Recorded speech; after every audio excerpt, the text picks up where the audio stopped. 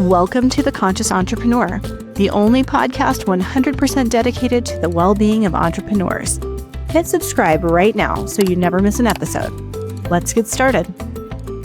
Karin, you really have been a leader for the past 15 years in helping leaders develop executive presence, develop effective communication skills in the past, maybe in person, and more recently in these hybrid environments where we're communicating both through Zoom or Riverside or camera, as well as to people in the same room. And this is an important skill set for leaders and for our teams. So I'd love for you to maybe talk a little bit about your journey of becoming an expert in this space. Yeah, absolutely. I actually began my career as a broadcast journalist. I worked primarily for NBC and covered everything from presidential campaigns to the Olympics, interviewed luminaries like Muhammad Ali.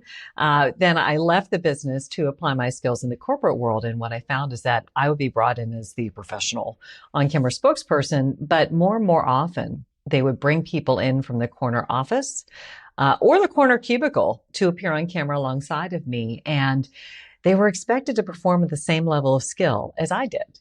That often did not go well.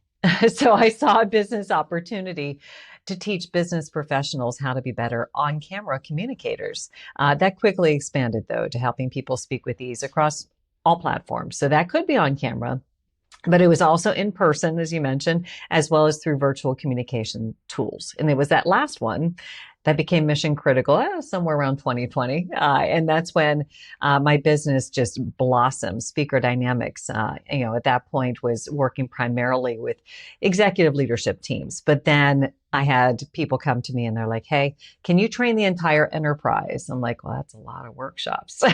So we had to figure out how to expand our footprint and meet the need that was very great at that time, which resulted in us creating an online platform called Speaker Dynamics University, which focuses on helping people to develop their virtual presence in a variety of different ways. And it was also a way for me to meet my co-author, Dr. Joe Allen. So I had written a book on camera coach to encapsulate my on-camera methodology somewhere in the mid 20 teens. But I was working, this is kind of funny, Sarah, I was working for a company as a subject matter expert, which is big in the video collaboration space. This is before COVID. And they asked me to do a webinar with Dr. Allen, who is one of the foremost meeting scientists in the world, talking about what would meetings look like, down the road. And we talked about how in 5 to 10 years, there will be a lot of meetings where video is at their core. So that was the first week of March, 2020. So all the things that we said would happen in 5 to 10 years happened in like 2 weeks. And then we ended up writing 3 books together.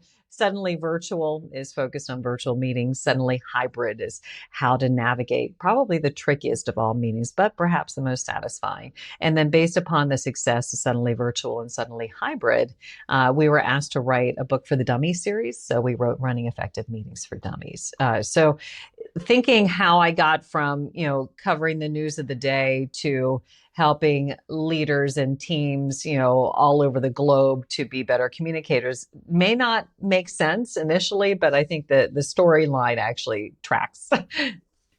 It does. It absolutely does. And I think it's so important, especially this time of year, as many of our listeners are people who are in the hot seat, making presentations, speaking to investors, speaking to boards, speaking to sales prospects as the CEO or the face of the company, but also are deeply invested in the success of their teams and personal and professional development of their teams. And this is a time of year where people are thinking about, what should be my goals for 2026?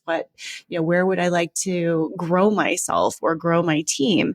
And that's why I thought it was so important for us to come together and talk about this topic, because making this investment in yourself or your team's communication skills is a service that will last forever to the benefit of your company in an area where so many people feel so insecure. And maybe we can start there, where you could talk a little bit about maybe some of the growth that you see whenever you're working with people in this space. Like, what is the transformation that they experience, not just in their communication skills, but in their effectiveness? Yeah, well, I think they're definitely linked. Those who are most effective in their roles are typically those who are some of the best communicators. And, communication is the core of business. And that's not just me saying that. There are lots of, business gurus who would say the same thing. And frankly, whenever you look at what people are asking for from a professional development standpoint, communication is always in the top three. So it is an investment that does pay dividends over time. We work with teams at every level of the enterprise. Sometimes it's those who are fresh out of college, just starting in their role. We work at a sales rotation at a big tech company, and we're part of their onboarding curriculum where we teach them the foundational best practices for good communication, both virtually as well as in person. And I thought, what a great gift that is to those, fresh graduates, that they are learning how to be effective in their presentation skills right from the beginning. And oftentimes those who are the leaders of those teams say, wow, I wish I had this whenever I was their age, because it sets you up for success. So the transformation is so readily apparent when you see it, Sarah. And I've gotten some very nice kudos over the years of people saying, wow, it's like night and day, especially when it comes to the virtual space. So this is relatively new, right? Traditionally, most people have communicated face to face, maybe over the phone. But whenever everybody was kind of forced into the digital communication space, there was a lot of frustration and confusion. And it really comes down to the mental mindset whenever you're in this environment, because rather than people thinking about the camera as a conduit to their conversation partner, they thought about it as just them talking to a piece of glass. And that is going to affect everything, right? Because if you're talking to a piece of glass, you are going to, in all likelihood, be a muted version of yourself. As human beings, we typically will mimic the body language of our conversation partner. Our facial expressions mimic that of our conversation partner. And what often happens in this environment, like the one we're using right now, where we're speaking through a camera, is we don't have those social cues to play off of from our conversation partner. Maybe we can glance down at the screen and pick up those nonverbals, but it's not constant. And so people end up being a lesser version of themselves. And it makes them less effective because it doesn't feel authentic. And one of the core philosophies of speaker dynamics is that the best speakers are steeped in authenticity. And in this environment, authenticity is very difficult to capture because we have all these barriers due to the different mode that we are forced to communicate in. But if you figure out how to visualize your viewer, then everything kind of comes back. One of the things that I feel many people struggle with when they're presenting or even having a meeting on camera like this is it feels like you have to make a choice. Are you looking directly at the camera so it feels as if you're making eye contact with the other person, or are you looking at yourself? Are you looking at them? It's just, where in the heck do you look? I think that people just struggle with that so much. I've heard people have different techniques. They turn their own view of themselves off so they can just look at the other person or people in the meeting. What kind of approach do you recommend? I'd love to hear some of your tips, if you could share just a few on how to be more effective in this space. Eye contact is the most vexing challenge when it comes to speaking virtually. And I work with some big hardware companies. I'm like, please, folks, can you figure out how to embed the camera in the screen so that we can be looking at the person that we are conversing with on the screen and it doesn't look like we're looking down Right. or Wouldn't that looking be lovely? elsewhere, because that happens all the time, right? So we don't have that technology available to the masses. It does exist, but it's just too expensive for it to go into a laptop at this point. So, and there are so many different companies that have tried to, work their way around that. I have not found one that works well. I used one called Cam for a long time, and it was just this crazy contraption. It did work, but it was really clunky, and ultimately I abandoned it. Now, was it software or hardware? Because I've had ones where like they said, okay, where like the little, I guess, cord comes down and then the camera's sitting in the middle. But then it's like you've got a camera in the middle of your screen, and that's annoying. Yeah. I mean, it was a good try, and I appreciated it. I bought it. I used it for a while, I think probably a year or two during COVID. And then I was like, this is just too clunky, and sort of abandoned the effort. But I And the agree. difference, did you notice, like if you would look just even an inch away from the camera, it was dramatic. Like the difference in eye line to your conversation partner is off the charts. So let me just, like, for your listeners, think about it this way. Imagine if you were talking to somebody and you're meeting them for the first time and you're introducing yourself to them. Imagine if you would not be able to look them in the eye. You can look everywhere but at their face. You can look at their shoulder, you can look beyond their head. Do you feel like the person you're talking to would feel like you're invested in the conversation? No. No, it'd probably be like, are you looking for somebody more interesting to talk to if you're looking over my shoulder? So it is very uncomfortable to your conversation partner when you are not making good eye contact with them. And in a virtual space, if you are making good eye contact, that means you're looking primarily at the camera lens. Underline primarily on that. So here's the answer to your question, Sarah, like where the heck do you look? Here's what I suggest. The camera is your portal to your people. So you want to direct your energy into that portal, which is the camera. It's the de facto version of your conversation partner's eyes.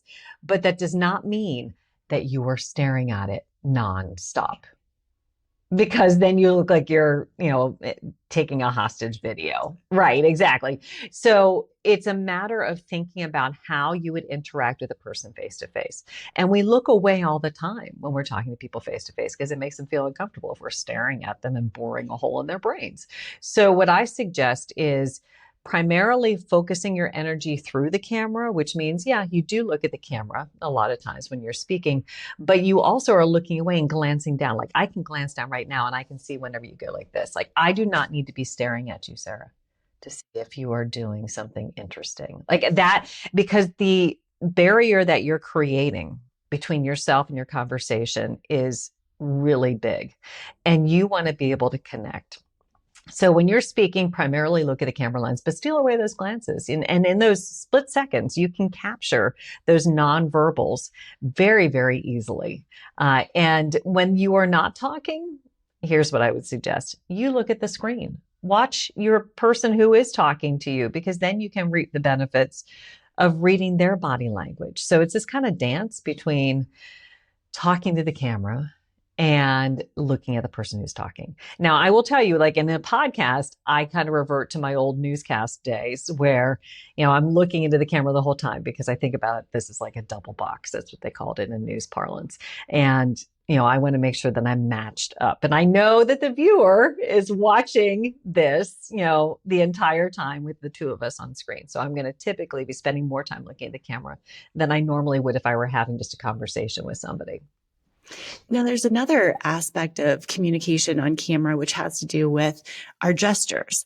And I find it very difficult to use my hands and have my hands be in frame when I'm doing Zoom meetings. And it's something that I've really focused on to try to emphasize my points or to create, that reinforcement of an idea by using my hands. But it's so easy to just sort of put them in your lap or put them on your desk and they never come into sight. But that triggers our minds to, I've read or heard that makes people feel uncomfortable when they can't see your hands. What are your thoughts about that?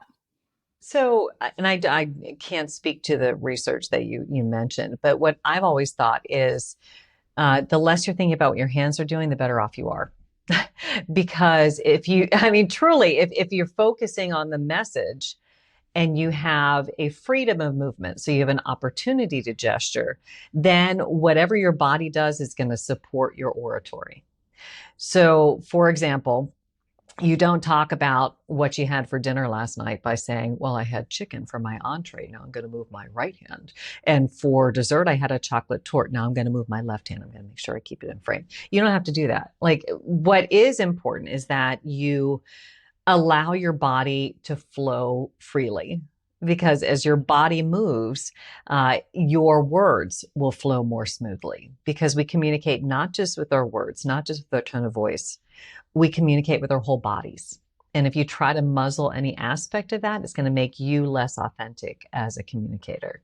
So what I would say is, like, don't worry about keeping them in the frame. And especially, like, there's also framing issues that you have to think about. So the way we frame ourselves, just so that it's clear for the listeners and viewers, is how much of you can be seen on camera.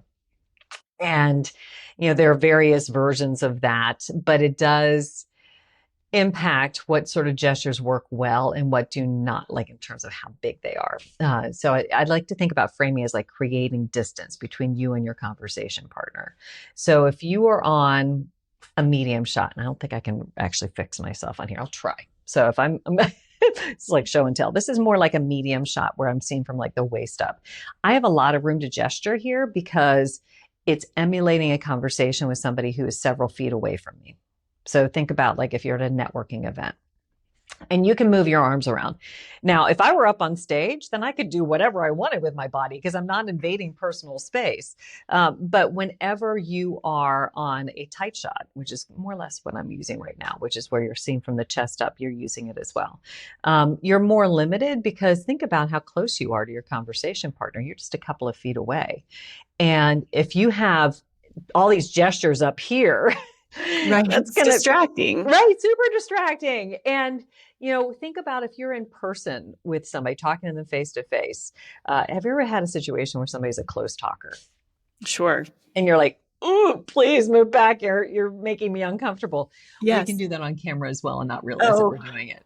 Yeah, terrible. Yeah, it's so you terrible have to think when you about have a call with someone like that, and you're just like, right. wow.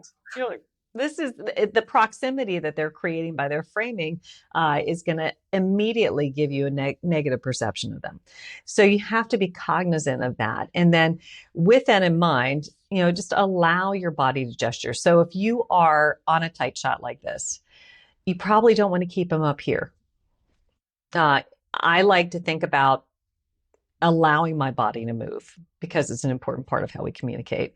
But even body movement off camera is valuable because it makes you appear more comfortable, more relaxed, more genuine. And if your hands pop in and out of frame periodically, that's a good thing. But I would not seek to focus on having your hands in frame because the focus should be on your message, what you're saying, not what your hands are doing.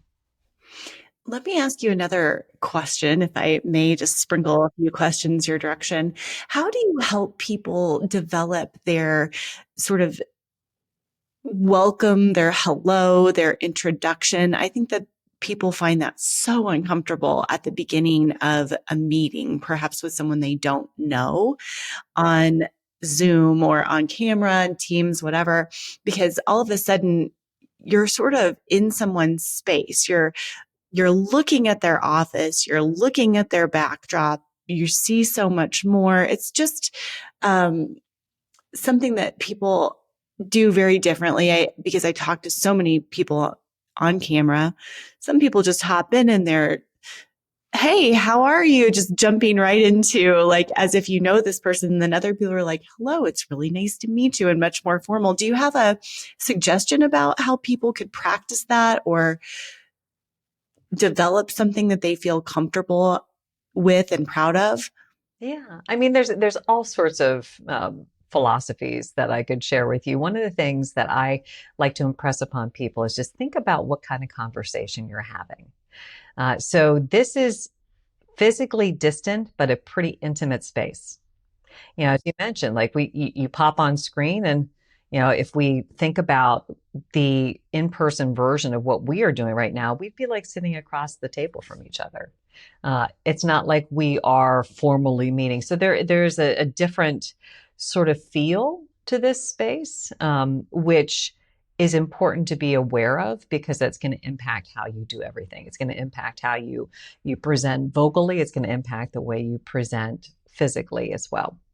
So understand that this is a pretty close conversation. It's a pretty intimate space, and formality is going to look stiff. And one of the challenges in this environment is that it can feel very sterile. It can feel sanitized. And one of the beefs that I have is that people who hop onto a call and they're on mute and they don't unmute themselves. Think about what it'd be like if you would be going into an in-person meeting with somebody and like you don't say anything. You just sit there and stare at each other. Okay, now we're ready to start the meeting. Like that would be so weird. That does not happen. So the closer we can get to having this space feel more like an in-person interaction, the better. So I am definitely somebody who is always off mute when I begin. If I'm leading a meeting, I'm probably opening it up 10 minutes before the call, allowing people to come in on their own time. And I'm greeting them as they come into the room, into the virtual room, and having some of that small talk. Because one thing to consider is small talk is not just a nice to have, it's a need to have. Because based upon meeting research from my friend, Dr. Joe Allen, all of that non-business small talk actually leads to better business outcomes. And it also kind of primes the participation pump. So if you want people to talk, if you want to have dialogue and you're just not talking at them, you need to let them hear themselves speak early. So we call them voice opportunities if you want to get like technical.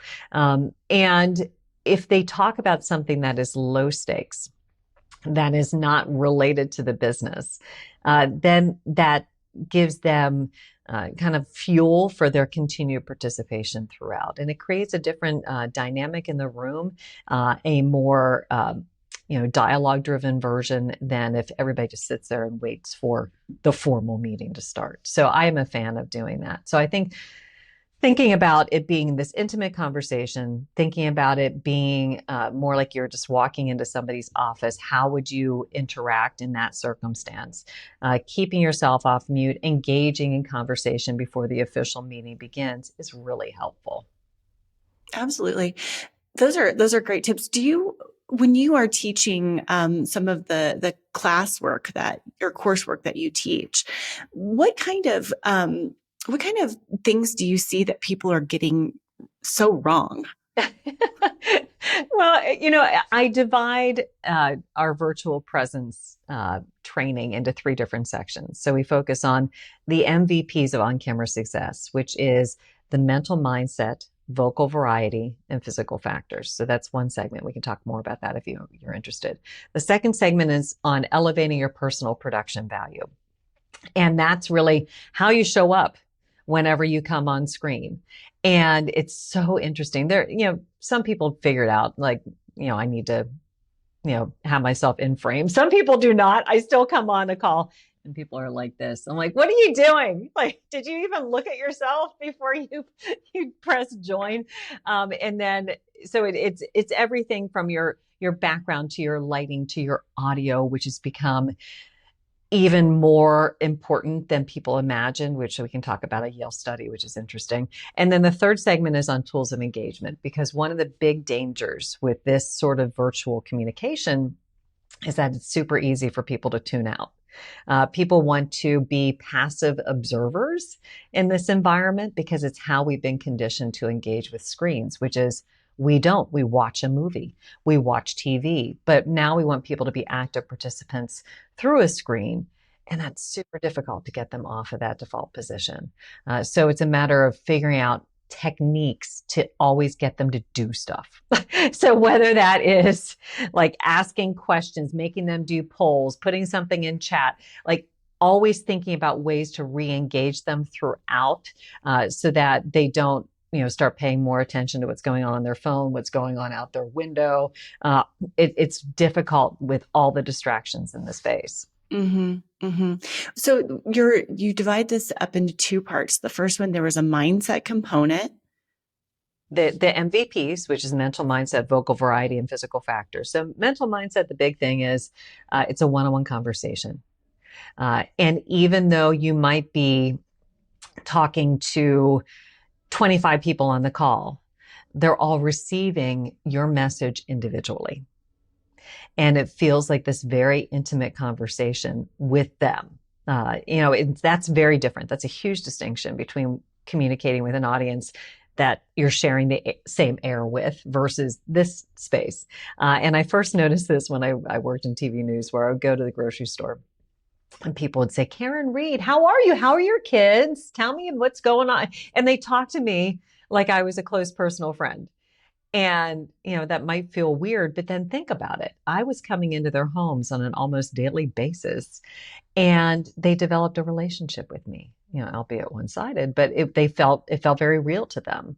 And I'm sure you experience that as well, like with some of the podcasters who you follow, where you're like, I know them. I feel like I really know them. And so this level of intimacy has been built, in a very one-way, conversation, and you have to respect that. So understanding that it's this intimate conversation that is one-on-one. It's not you pontificating to everyone. It's you having conversations individually throughout. So that's a huge part. Vocal variety is also a critical piece, and it's all about the idea that our brains are hardwired to pick up change in the environment. If nothing changes, all of those words will go in one ear and out the other.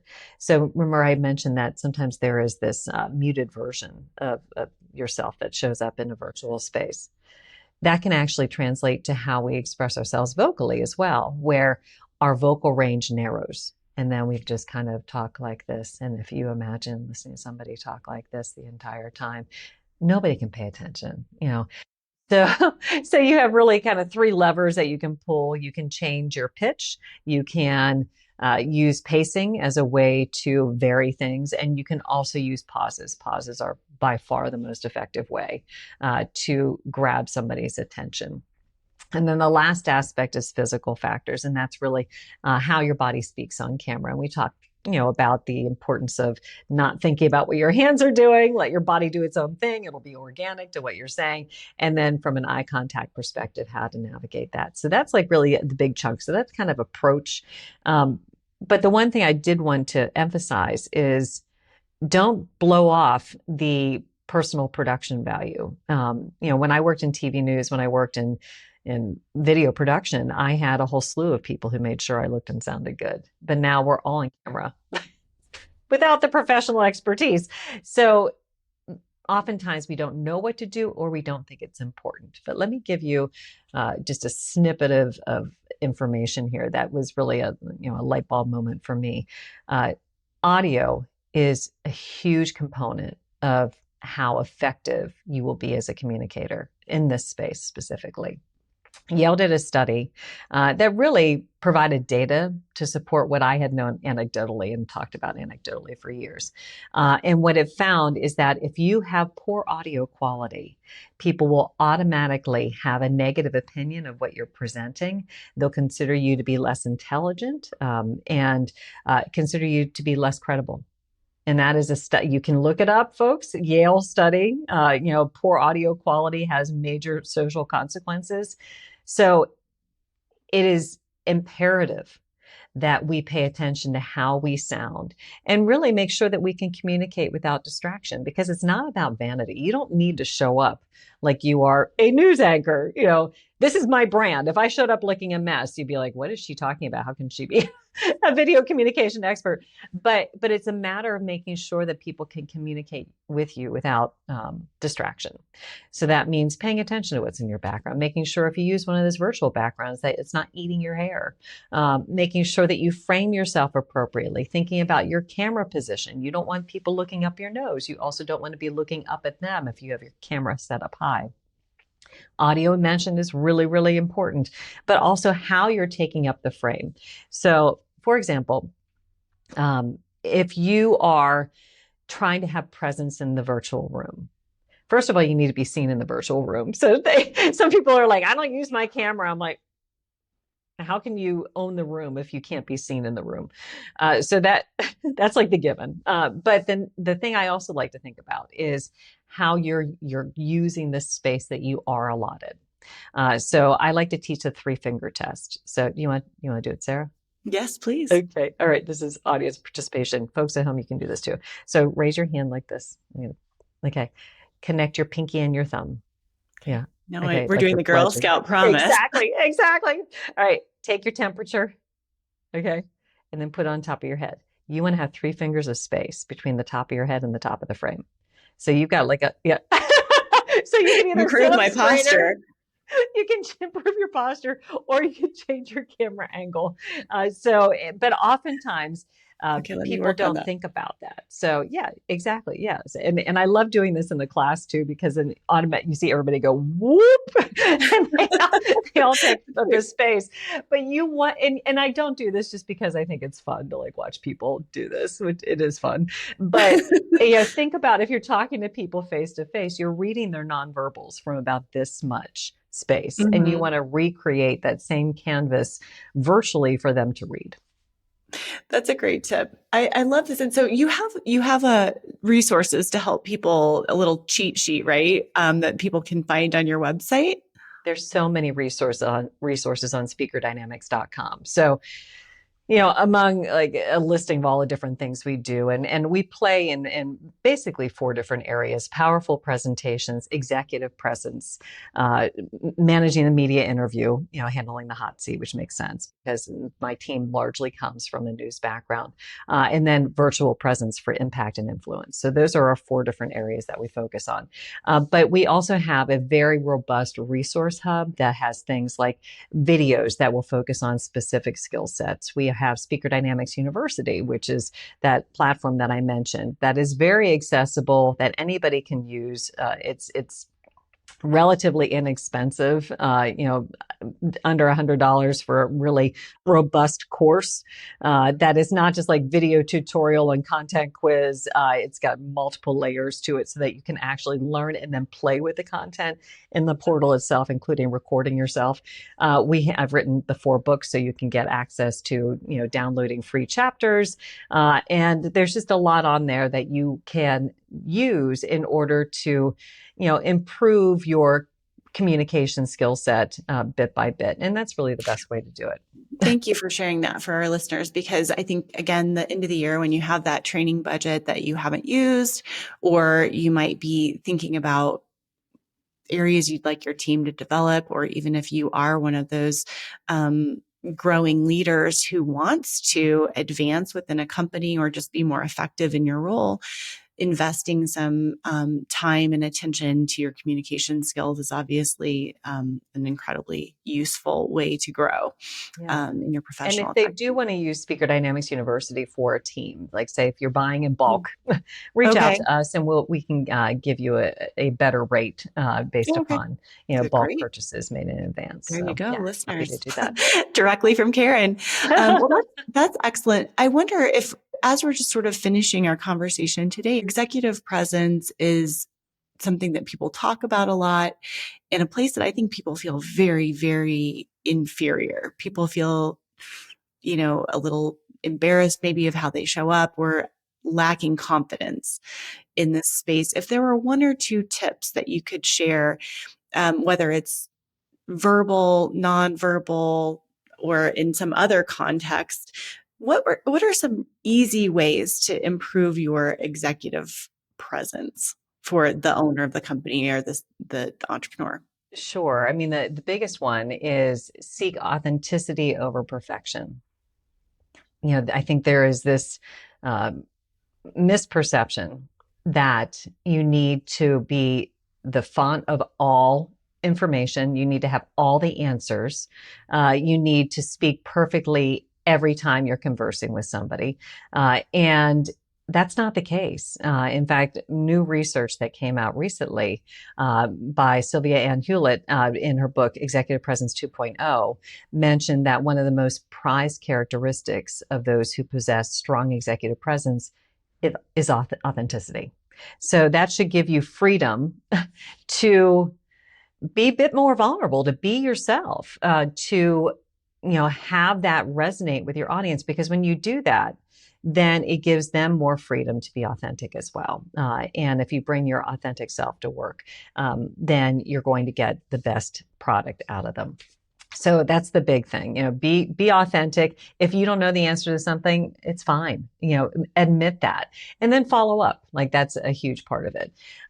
There's also, a matter of how you communicate with presence, how it manifests. So you mentioned people lack confidence. There is a big distinction between confidence and arrogance. So confidence means I'm comfortable in my own skin. I know what I do well. I know what I don't do well, and I'm willing to reach out to others to help me to shore that up. But it's being comfortable in your own skin and owning your expertise, owning your experience up to that date, but being open to share it with others, but have others share their skills with you. And then it's a matter of also making sure that you connect the dots.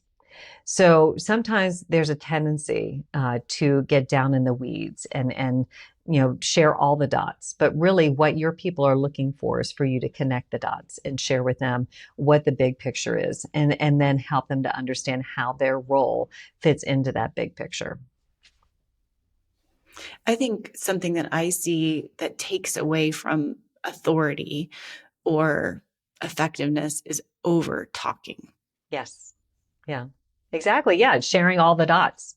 Stop. It's too much to take in. Like, we trust that you know what you're talking about, but explain to us what that means and how we can interpret it through our own roles and our own lenses. I think that's a critical piece. You do not need to over explain. You need to be the voice of reason and authority, and people will trust you to guide them with that information at hand. Do you have different advice for developing executive presence between men and women? And this is so interesting. One of the people who I'm going to be having on my podcast is Kate Mason, and she wrote the book Powerfully Likeable, and it's all about effective communication for women. I'm not through enough of it to be able to share with you some tidbits, but I think this is a really hot topic. And one of the things that I push back against is some traditional advice that you need to be more like a guy when you present yourself. But I feel like our superpower is, our authentic self, and, being open, being willing to share, some of the emotion behind, the reasons why we're doing things, I think gains you respect. So, more it's me counseling women to not feel like they need to be more like men. And just, there's a superpower in there. And I'll just share this as like kind of an aside, but it might illustrate the point. This is back in when I was doing TV news, and I was working tag team with another reporter, and we were both covering this really horrific story about a fire where there were multiple children who were killed. And he said, he was doing the nuts and bolts story, and I was doing more of the, the impact, the psychological impact on the firefighters who were managing this. And there have been a string of fires. And he said, I'll get some video clips for you. I'll do some interviews for you, and you can do them for me. I'm like, great. So we come back together. I'm looking at the video that he had gathered, and his interviews were so sanitized and sterile. And I thought, wow, okay, when I did the interview, it was a very different approach. And the answers I got were so much more genuine and heartfelt. And I thought, okay, in that case, like, that was a superpower, that I had that I might not have recognized.